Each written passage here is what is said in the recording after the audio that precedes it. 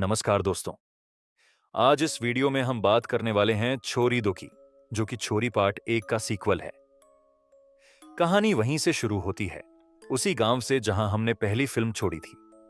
रात का अंधेरा है। एक छोटी सी बच्ची अपनी मां को ढूंढती हुई एक कुएं के पास पहुंचती है। तभी कुछ काली शक्तियां आती हैं और उसे खींचकर कुएं में ले जाती हैं। सीन कट होता है। इसके बाद हम देखते हैं साक्षी को, जो अब उस रहस्यमयी गांव को छोड़कर दूसरे शहर में शिफ्ट हो गई है। वो अपनी बेटी ईशानी के साथ समर के किराए के घर में रहती है, लेकिन समर उससे किराया नहीं लेता। इसी शहर में साक्षी एक टीचर भी बन चुकी है, लेकिन वो अपनी बेटी को खुद नहीं पढ़ा पा रही। साक्षी प्रिंसिपल से रिक्वेस्ट करती है कि वो ईशानी को घर से ही पढ़ा सके, लेकिन प्रिंसिपल साफ मना कर देता है। कहता है अगर ऐसा हुआ तो सारे पेरेंट्स यही करने लगेंगे। अब प्रॉब्लम यह है कि ईशानी को धूप से एलर्जी है। सूरज की रोशनी में जाते ही उसके शरीर में जलन होने लगती है, इसलिए वो स्कूल नहीं जा सकती। जब साक्षी स्कूल में पढ़ाने जाती है, तब रानी नाम की केयरटेकर ईशानी का ध्यान रखती है। साक्षी को गांव छोड़े हुए 7 साल हो चुके हैं और अब ईशानी भी 7 साल की हो चुकी है। साक्षी उसका बहुत ख्याल रखती है और डिसाइड करती है कि अब वो उसे स्कूल जरूर ले जाएगी। इसीलिए वो ईशानी को पूरे कपड़ों से ढक देती है ताकि सूरज की रोशनी उस पर ना पड़े, और इस तरह वो उसे स्कूल ले जाती है। ईशानी बहुत होशियार है। वो अपनी मां से उल्टे सीधे सवाल पूछती रहती है। समर भी अक्सर उनके घर आता है, जो कि एक पुलिस वाला है, और ईशानी उसे भी बहुत अच्छे से जानती है। उनके बीच में एक खास कनेक्शन है। रात को साक्षी ईशानी को कहानी सुनाकर सुला देती है और फिर समर से मिलने जाती है। साक्षी हर बार समर को थैंक यू बोलती है, क्योंकि समर ने उसकी बहुत मदद की है। वो उनके घर का किराया तक नहीं लेता। समर कहता है कि ये मेरी मां का घर है और अगर वो होती तो भी तुमसे किराया नहीं लेती। इसके बाद हमें चोरी 1 का फ्लैशबैक दिखता है। वो गांव जहां लड़कियों को जन्म के साथ ही मार दिया जाता था, लेकिन इस बार साक्षी ने ऐसा नहीं होने दिया। उसके सास ससुर और राजबीर मारे गए, लेकिन लाशें माची नहीं मिली। साक्षी जब हॉस्पिटल में भर्ती हुई तो उसने एक बेटी को जन्म दिया। जैसे ही उस पर सूरज की किरणें पड़ी, वो जलने लगी और वही बच्ची थी ईशानी। समर तब से साक्षी और ईशानी के साथ है और उनकी हर मुमकिन मदद करता है। अब कहानी में ट्विस्ट आता है जब घर पर अकेली ईशानी को काली शक्तियों का साया दिखाई देता है। जब वो पास जाती है तो वो शक्तियां उसे अपने बस में कर लेती हैं।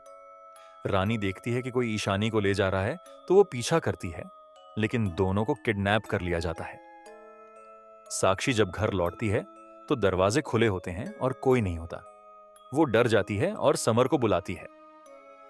समर अपनी टीम को एक्टिव करता है और सीटीवी फुटेज से पता चलता है कि ईशानी और रानी को गांव के प्रधान के लोगों ने उठाया है।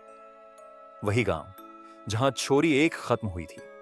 इसके बाद साक्षी को बेहोश करके उसी गांव ले जाया जाता है। गांव के छोटे बच्चे पुलिस पर पत्थर फेंकते हैं और भाग जाते हैं।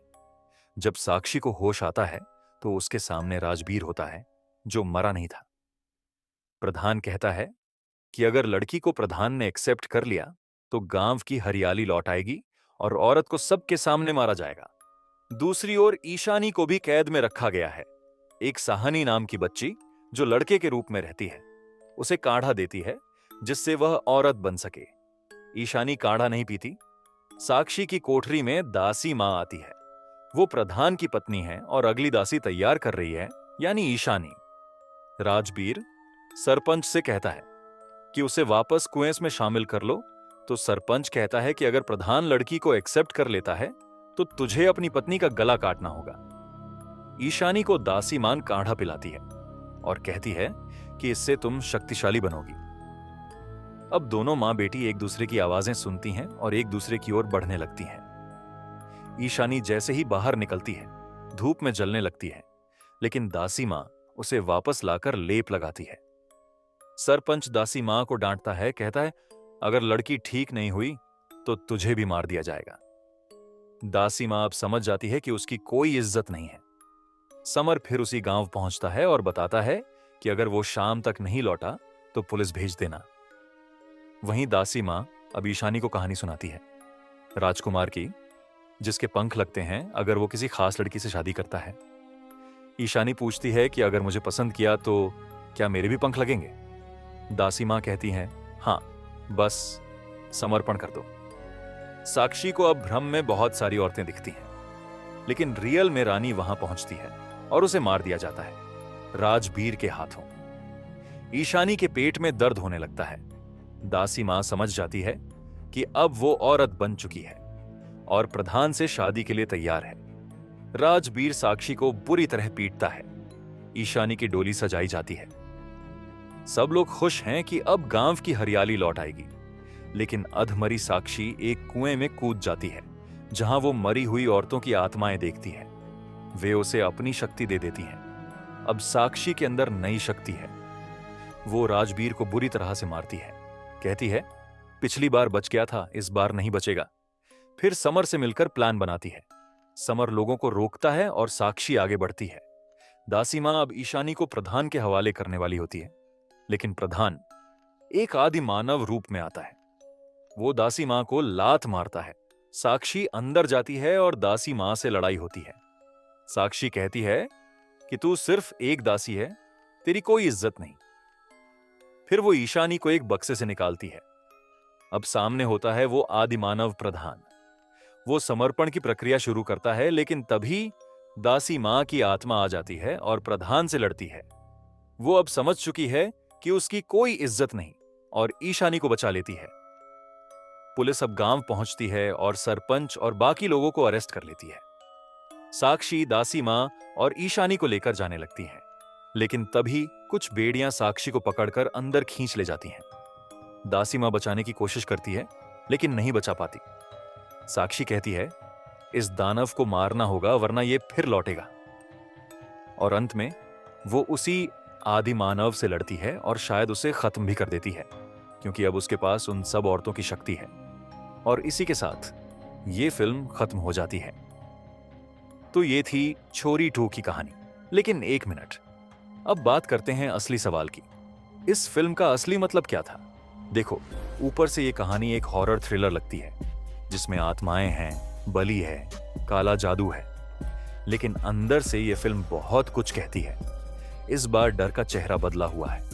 पहले भाग में जहां साक्षी खुद शिकार थी, इस बार वो शिकारी बन चुकी है। एक मां जो अब सिर्फ अपनी बेटी के लिए नहीं, बल्कि हर उस लड़की के लिए लड़ रही है जिसे सिस्टम ने चुप करा दिया। फिल्म साफ कहती है, डराओ मत, वरना डर भी वापस आएगा। और इस बार वो औरत के रूप में आएगा। गांव वो समाज है जो परंपरा के नाम पर औरत को कुर्बान करता है। प्रधानी वो सोच है जो औरत की आवाज दबाने की कोशिश करता है। और साक्षी वो क्रांति है जो कहती है कि अब बहुत हो गया। तो क्या छोरी 2 पहली फिल्म से बेहतर है? कुछ लोग कहेंगे कि इसमें उतना शॉक वैल्यू नहीं है जितना पहले पार्ट में था, लेकिन जो लोग सबटेक्स्ट पकड़ते हैं उनके लिए यह फिल्म ज्यादा पावरफुल है। और अगर आपने छोरी 1 देखी है तो ये उसका परफेक्ट क्लोजिंग चैप्टर लगता है। अब बात आपकी, आपको क्या लगता है, क्या साक्षी जैसी किरदारें बॉलीवुड में और बननी चाहिए, या फिर अब भी हम वही पुराने भूत प्रेत वाले हॉरर में फंसे हुए हैं? कमेंट में जरूर बताना। और अगर वीडियो पसंद आया हो तो एक लाइक ठोक दो। चैनल को सब्सक्राइब करना मत भूलना। अगली बार फिर मिलेंगे एक नई कहानी, नए डर और नए मतलब के साथ। तब तक के लिए बंद दरवाजों को मत खोलना, क्या पता कौन देख रहा हो।